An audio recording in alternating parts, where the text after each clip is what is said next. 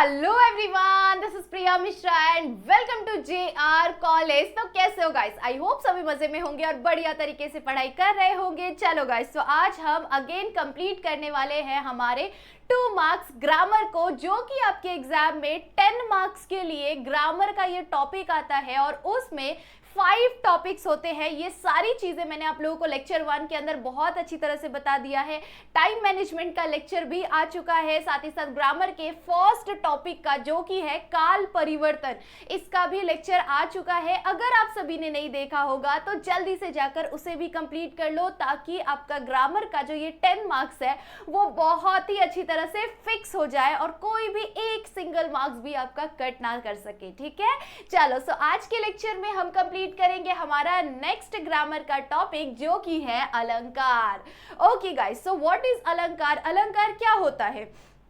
आपने कभी देखा है कि किसी भी लड़की ने कोई श्रृंगार किया हो, कुछ सुंदर सा गहना पहना हो, तो जो गहने होते हैं, जस्ट सपोज कि मैंने ये चेन पहना हुआ है, ठीक है, सो ये जो चेन है ये मेरी खूबसूरती को बढ़ा रहा है। उसी तरह से बहुत सारी अलग अलग जो गहने होते हैं और भी बहुत सारी चीजें होती है, इयररिंग्स पहनते हैं, चेन्स पहनते हैं, ज्वेलरीज पहनते हैं, मेकअप करते हैं, तो ये सारी चीजें एक खूबसूरती को एड ऑन करती है बहुत ज्यादा और हमारी खूबसूरती को निखारती है ना। तो उसी तरह से जो पोएम्स होते हैं, जो पंक्तियां होती है, उस 4 लाइन की पंक्तियों में अलंकारों का इस्तेमाल किया जाता है। ठीक है, सो वो जो अलंकार होता है वो पोएम की खूबसूरती को बढ़ाता है। ठीक है, सो अलंकार इज इक्वल्स टू ज्वेलरी। अलंकार इज इक्वल्स टू ज्वेलरी, जो हमारी खूबसूरती को निखारता है। उसी तरह से पोएम की खूबसूरती को अलंकार निखारता है। ठीक है, सो आई होप सो आपको अलंकार का मतलब समझ में आ गया होगा। ठीक है, चलो सो अभी हम लोग करेंगे हमारा अलंकार का टॉपिक शुरू। ठीक है,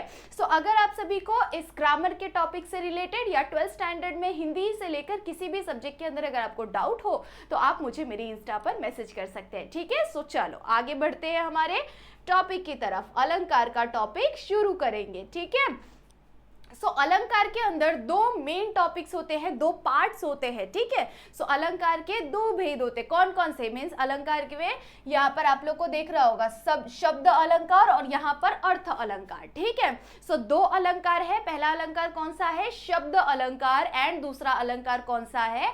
अर्थ अलंकार। ठीक है, शब्द अलंकार के कुछ सब टॉपिक्स है, उसी तरह से अर्थ अलंकार के भी कुछ सब टॉपिक्स है। ठीक है, अभी यहाँ पर देखेंगे शब्द अलंकार। शब्द अलंकार के अंदर क्या क्या चीजें हैं?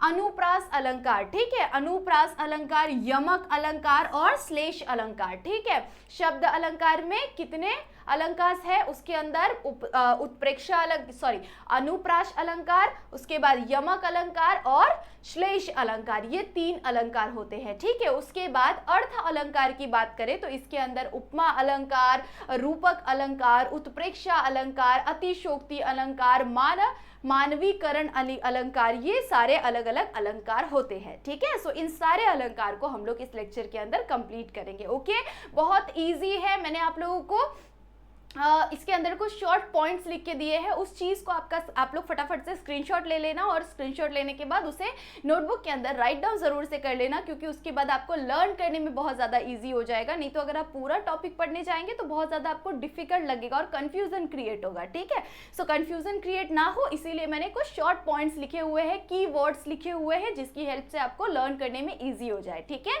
चलो स्टार्ट करते हैं। मैं ज़रा पानी पी लूँ।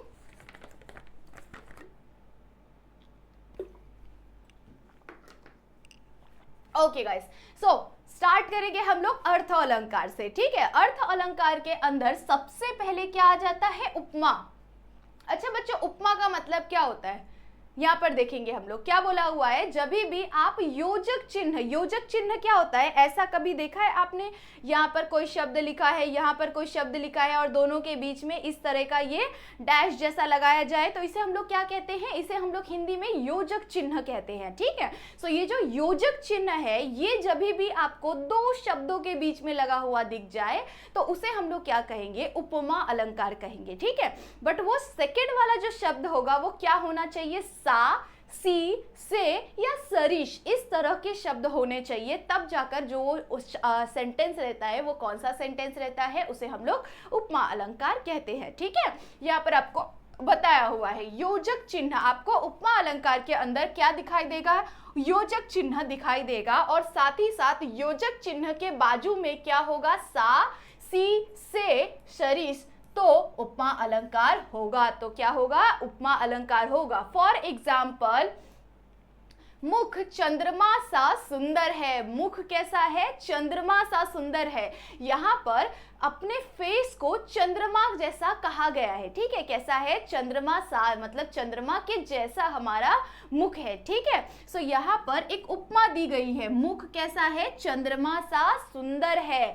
सो आप लोग देख रहे हो यहाँ पर योजक चिन्ह है, और योजक चिन्ह के बाजू में क्या है, सा है ना।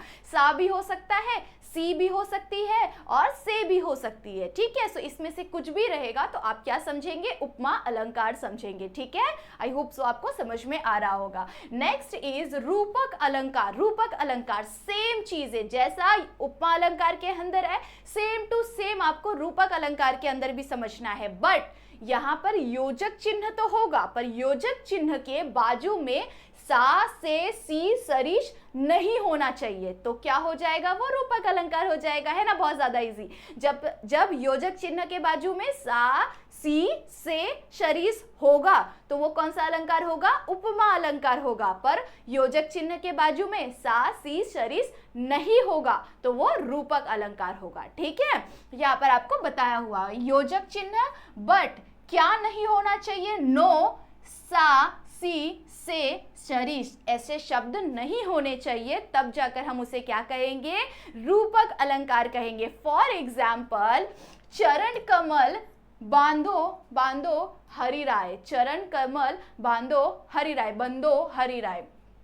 सो यहाँ पर क्या कहा गया है कि क्या बोला था, यहाँ पर सा, सी, से, सरिस नहीं होगा, किसके पास में, योजक चिन्ह के बाजू में नहीं होना चाहिए। सो उसी तरह से ये चरण, और यहाँ पर क्या आ गया, योजक चिन्ह, और यहाँ पर क्या आ गया, कमल आ गया, ठीक है। चरण कमल कहा गया है, जो हरि राय मतलब कि जो कृष्ण जी हैं उनके बारे में बोला हुआ है कि उनका चरण जो है कमल के समान होता है, ठीक है।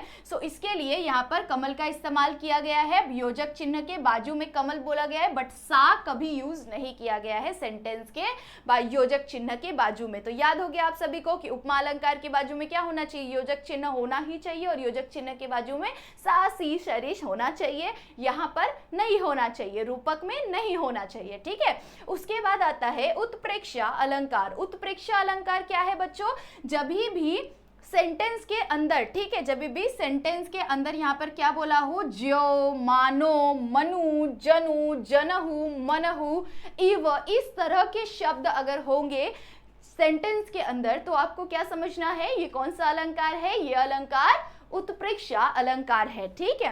अब जैसे यहाँ पर एक एग्जाम्पल दिया हुआ है, नेत्र मानो सागर है। नेत्र मानो सागर है मतलब कि जो हमारी आंखें हैं, नेत्र का मतलब क्या होता है, आंख होता है, हमारी आंखें सागर के समान है, ठीक है। सो यहाँ पर क्या बोला हुआ है सेंटेंस के अंदर, हमारी आंखें सागर के समान है, पर मानो ऐसा मानने के लिए कहा गया है, नेत्र मानो सागर सा है, ठीक है, सागर है तो मानो, ये मानो सेंटेंस के अंदर आ गया, ठीक है। अब इसके जगह पर जनहु आ सकता है, मनहु आ सकता है, ठीक है। जनो, मनो, ज्यो, मनु, जनु, जनहु, मनहु, इव, इस तरह के शब्द आ जाएंगे तो आपको इजीली समझ में आ जाना चाहिए कि ये कौन सा अलंकार होगा, उत्प्रेक्षा अलंकार होगा, ठीक है।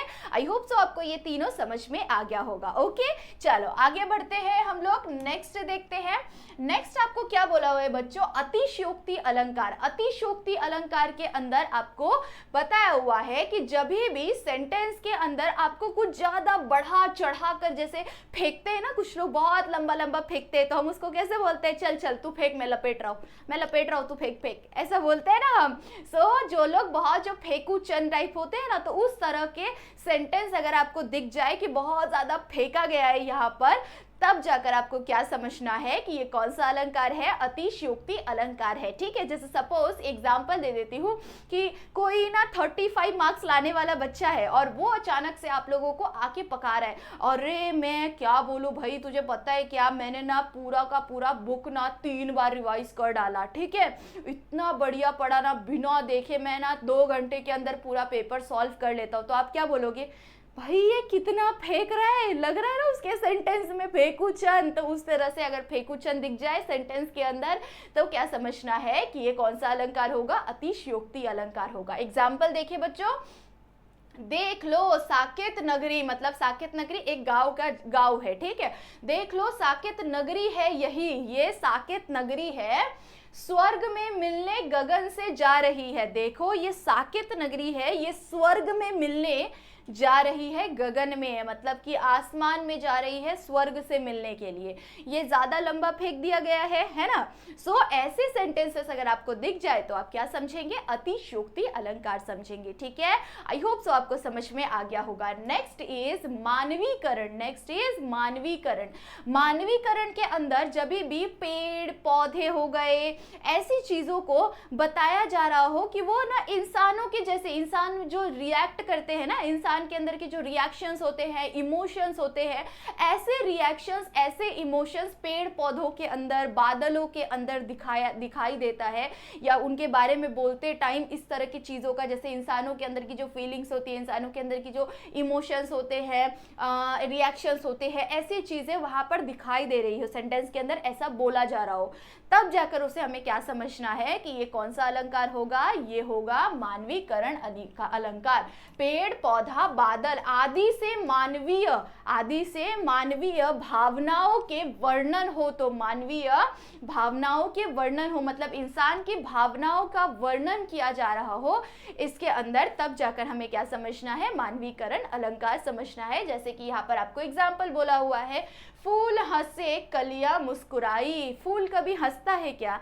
नहीं। कलियां मुस्कुराती है क्या, नहीं। सो जब भी सेंटेंस के अंदर पेड़ पौधे के बारे में या बादलों के बारे में इस तरह के ह्यूमन इमोशंस की जैसा बताया हुआ हो, तब जाकर आपको क्या समझना है, जैसे पेड़ रो रहा था, इस तरह की चीज़ें हो जाए, फूल हंस रही थी, कलियां मुस्कुरा रही है, इस तरह की चीज़ें अगर सेंटेंस में दिखाई दे तो कौन सा अलंकार होगा, मानवीकरण अलंकार होगा। ठीक है, आपके 12th स्टैंडर्ड के अंदर ये 5 अलंकार, किसके अंदर, अर्थ अलंकार के अंदर ये 5 अलंकार आते हैं। उसके बाद देखेंगे हम शब्द अलंकार। आई होप सो आप सभी को समझ में आ गया होगा अर्थ अलंकार क्या क्या है। ठीक है, उसके बाद आता है शब्द अलंकार। शब्द अलंकार के अंदर कितने भेद है इसके, अनुप्रास अलंकार, यमक अलंकार और श्लेष अलंकार, 3 है। कौन कौन सा, अनुप्रास अलंकार, यमक अलंकार और श्लेष अलंकार। चलो देखते हैं अनुप्रास अलंकार। अनुप्रास अलंकार के अंदर याद रखना है कि एक ही वर्ण बार बार आए, तो एक ही वर्ण, वर्ण का मतलब क्या होता है बच्चों, एक सिंगल लेटर, जैसे ए हो गया, बी हो गया, सी हो गया, तो ये सब एक सिंगल लेटर है। ठीक है, एक वर्ड क्या होता है, APPLE एप्पल, है ना। सो ये एक पूरा वर्ड हो गया, है ना, MANGO मैंगो। सो एक ये पूरा वर्ड हो गया, है ना।